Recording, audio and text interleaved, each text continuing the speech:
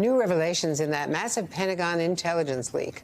The New York Times reporting this weekend that Airman Jack Teixeira allegedly began posting secret intelligence months earlier than previously known, back in February of 2022, and to a much larger chat group on Discord that had 600 members. In fact, that's a year before. The Pentagon gave no indication it was aware of this separate leak in a classified briefing to senators last week that House and Senate members were already complaining had left too many questions unanswered, according to two sources who spoke to NBC News.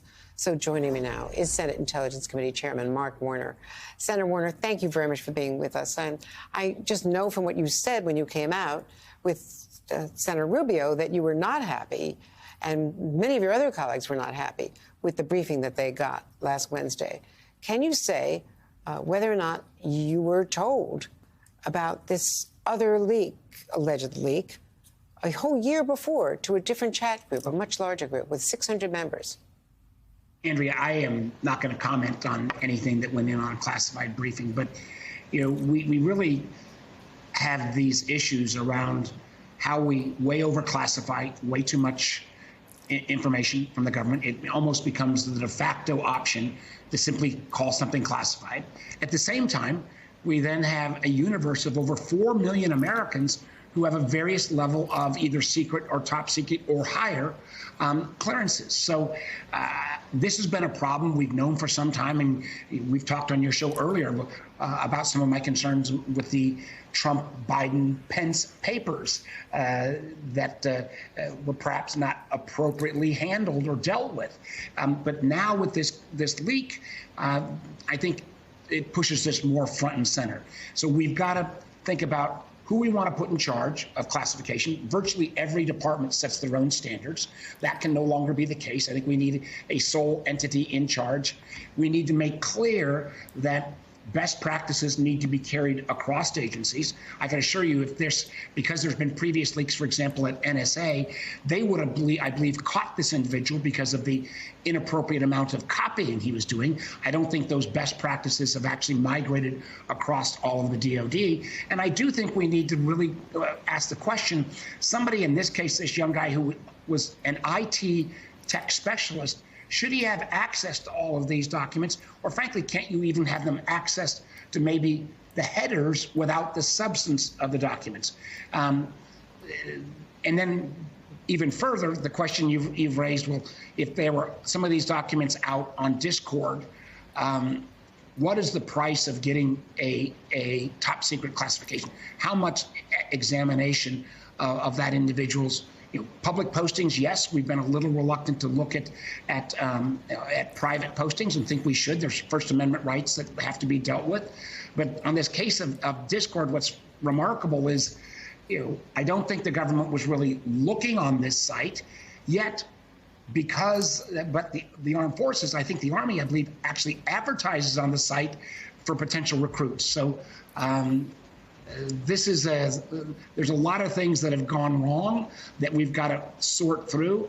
And I think the administration is kind of real time trying to put out the fires and at the same time realize that a lot of these policy questions that have been punted, not just from this administration, but from previous administrations as well, we're going to have to address. Well, let me unpack some of that. There's a lot in there. Overclassification, of course, we've known about the fact that it should have been better compartmentalized, perhaps encrypted. As you point out, he would see the headers as the IT guy, but not see the private conversations where we were spying on the South Korean president, who's going to be meeting at a state visit with the president, is going to have some explaining to do. All that said, let's just maybe put it this way. Would you think that the intelligence community has got its arms around it, or are they still getting blindsided by things being published in the New York Times and the Washington Post, as we think happened on Saturday?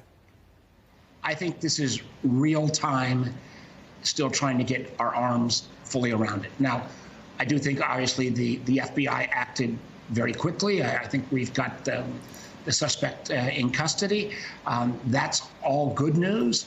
But these bigger policy issues of how we make sure that we have best practices. And frankly, there's a number of things that go on in the private sector. If you're an advanced tech company or an advanced pharmaceutical company and doing research that you want to keep safe, there are a whole series of just best practices that are in the private sector that I think we could bring over to the intelligence community and to the DoD to further make sure that we keep security. And we do have, there is a cultural issue here as well, particularly for younger people, about building into the workforce the notion that there is a reason these documents are classified, and it is in the national security risk, and you will violate the law and be penalized if you abuse that. I mean, in this case, we don't have an individual that was doing it, it appears, for financial reasons or for reasons of any kind of major public policy or an indication of support for a foreign regime. It sounds like this kid was just trying to show off to other folks on this site, and building into a workforce a little more respect for the classification process. And that, again, goes to the point that we can't continue to overclassify so that every document is classified. The amount of stuff I see in the SCIF that, frankly, you can read about or hear about in your program, when it carries that, particularly that top secret, that designation, it ought to be top secret. And I want to ask you a political question before we go, because we believe that President Biden is going to announce for a second term, but fully 70% of all Americans in our latest poll, or NBC News poll, say that he should not run. 48% of them say because of his age. He's going to be 82 when he's sworn in, if he were to win, 86 at the end of his second term. How concerned are you? It's the slim Senate majority you've got, with having him at the top of the ticket. Listen, I think President Biden has had a very successful first couple of years of his administration. I think we frankly put more points on the board, the vast majority of which are bipartisan. We've talked about that on your show many times. And as Joe Biden says, when it's coming down to political choices, don't compare him to the almighty alternative. And if the alternative appears to be Donald Trump or Ron DeSantis, I think a lot of folks who may question his decision will actually be very supportive. Senator Mark Warner, as always, thank you very much, and thanks for the work you do on the Intelligence Committee.